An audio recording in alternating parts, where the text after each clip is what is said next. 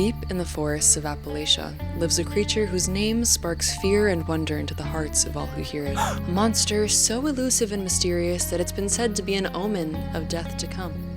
A cryptid of such great renown that almost everyone has heard his name. A man who is a moth. We are talking about the man, the moth, the legend, tonight on Midnight Cryptid Club. Hello everyone, and welcome to the Midnight Cryptid Club. I'm your host, Natalie Rose, and today we are talking about the winner of most cryptid popularity contests, and it's easy to understand why. Mothman embodies a lot of what makes cryptozoology so fascinating. I mean, the mysterious sightings that heralded his appearance and the events that surround him as a figure are absolutely fascinating, and I can't wait to get into it with you guys tonight. But before we get started, as a reminder, if you're not a member of the club just yet, hit that like button for me and be sure to subscribe because we discuss a different monster every Friday at midnight. As almost any cryptid buff could tell you, our story begins on November 15th, 1966 in Point Pleasant, West Virginia, where two couples were taking a late-night drive past an old historic site named the TNT area. As they drove by, they allegedly saw an enormous 7-foot-tall, slender, muscular man with two large wings and lacking a clearly distinct head. He had two red eyes that seemed to appear out of its chest. The couple reported that the creature didn't flap its wings at all, appearing instead to glide through the air and make loud squeaking noises that resembled a mouse. Apparently, the creature chased them at speeds around 100 miles an hour as they raced back to the town of Point Pleasant and filed an official police report. The deputy sheriff that night recalls the couple's terror being super genuine. He had a hard time believing that these people could have made up this experience. Roger Scarberry, one of the husbands, actually drew this photo to try and explain what they saw.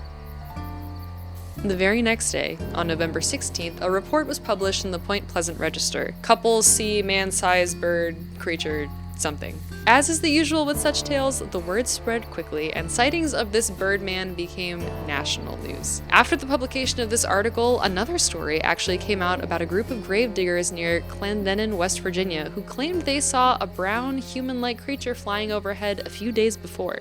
There were some further sightings around this time, primarily surrounding that TNT area. This TNT area was actually an old World War II munitions plant that had been left abandoned for several years, and there's all kinds of strange stories that surround this area, ghosts, Mothman, of course. Some people even believe that they've seen other mutated animals around this area.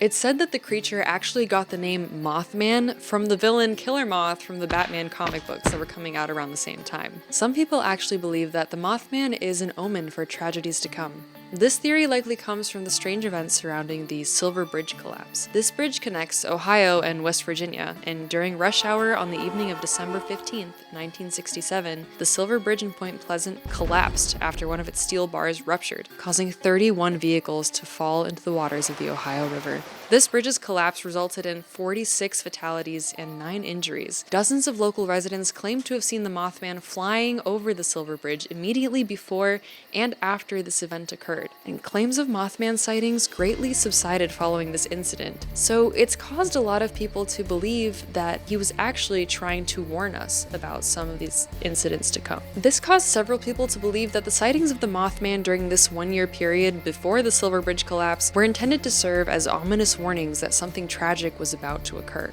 So, let's talk about moths. These fuzzy little friends have a name that comes from the word maggot, which does somewhat make sense, as the larvae of the moths are known for devouring clothes and causing small holes in fabrics.